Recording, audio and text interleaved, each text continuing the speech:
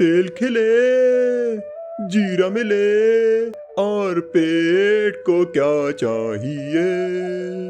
लालू के समोसे, एक बार फिर से बोलो, लालू के समोसे, और बोलो, लालू के समोसे।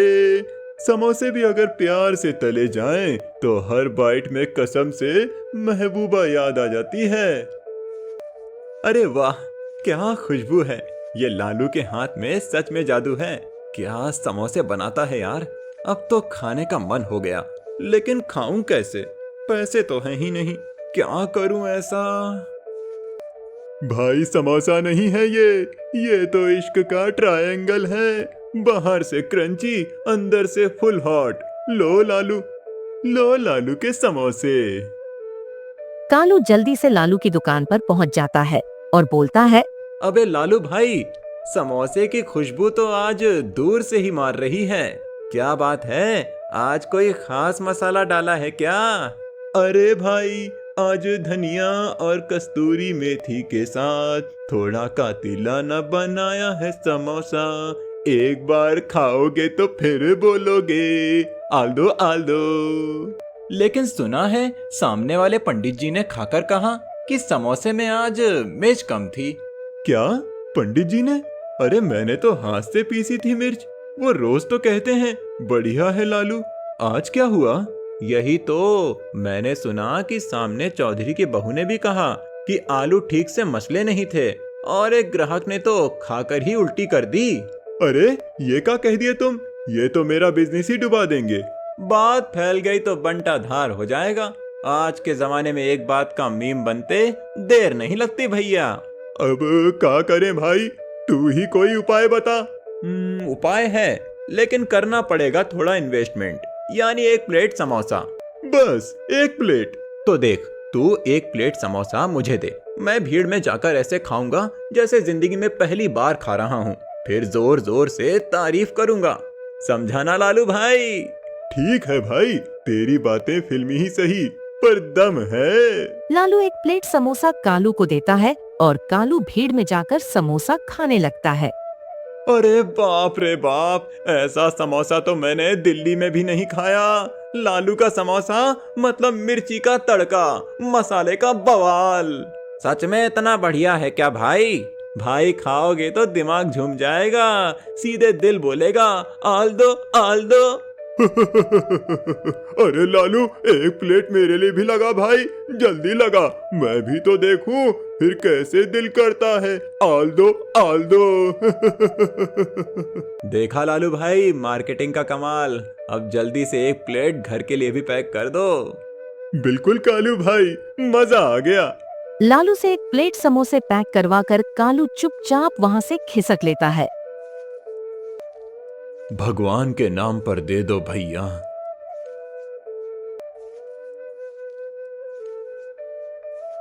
भगवान के नाम पर दे दो भैया।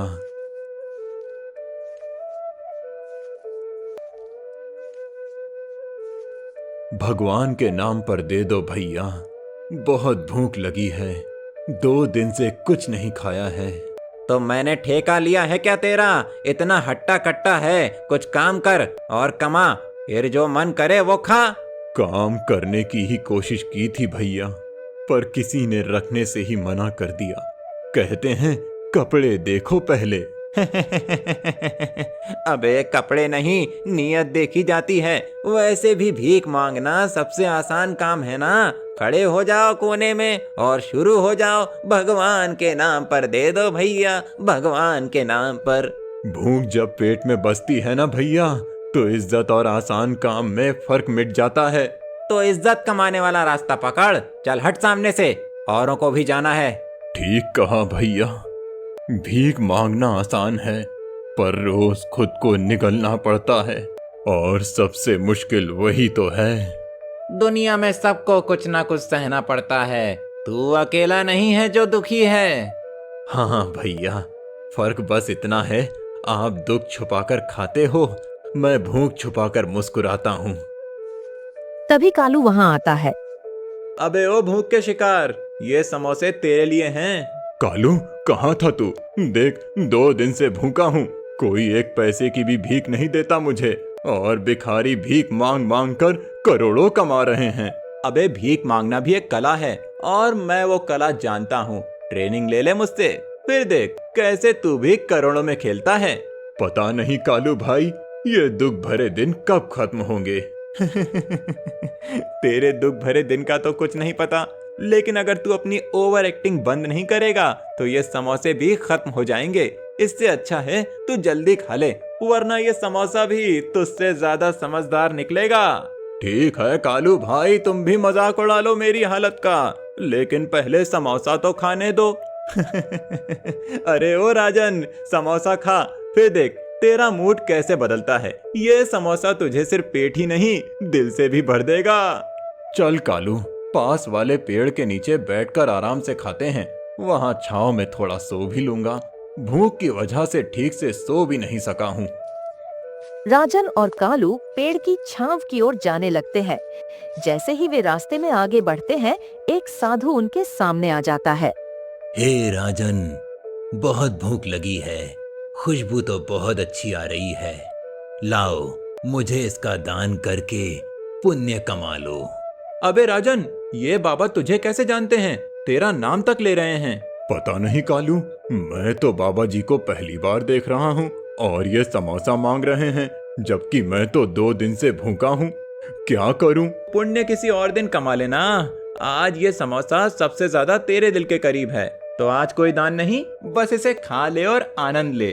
बात तो तू सही कह रहा है कालू, ये समोसा आज मुझे सबसे ज्यादा प्रिय है, लेकिन दिल कर रहा है कि इसे बाबा को ही दे दूं।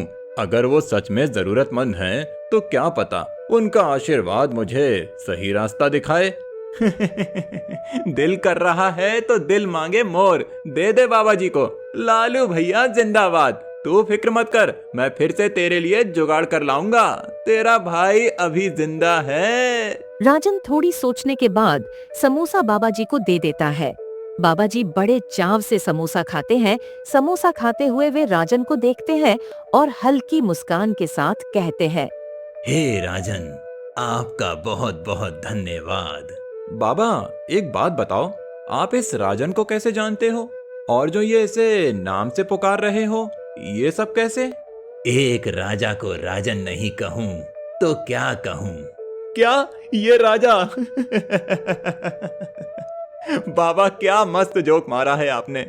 इसका सिर्फ नाम ही राजन है, ये कोई राजा नहीं है, ये तो भिखारी है। और वो भिखारी है जिसे कोई 1 पैसे का भी भीख नहीं देता। बाबा कालू को राजन के श्राप के बारे में बताते हैं। एक समय की बात है, शिवगढ़ नामक राज्य के भूमि पर सूखा, भूखमरी और मौत का तांडव मचा था। उनके राजा त्रिभुवन सिंह अपनी महारानी के साथ एकांत में इसके निवारण के लिए यज्ञ करवा रहे थे। अग्नि शांत है, देवता चुप हैं। पूर्ण आहुति तब तक संभव नहीं जब तक अग्नि को वो न मिले जो इस धरती पर राजा के हृदय के सबसे करीब है। इसका क्या अर्थ है महाराज? अर्थ स्पष्ट है राजन, राज्य के कल्याण हेतु तुम्हें उसका बलिदान देना होगा जिसे तुम सबसे अधिक प्रेम करते हो। प्रकृति का संतुलन तभी लौटेगा राजन, जब तुम्हारा हृदय उस वस्तु को अग्नि में समर्पित करेगा जो तुम्हारे लिए सबसे कीमती है। यही देवताओं का आदेश है। महाराज, मुझे तो सबसे ज्यादा प्यार इस राज्य से है, इसकी मिट्टी से है, इसकी प्रजा से है।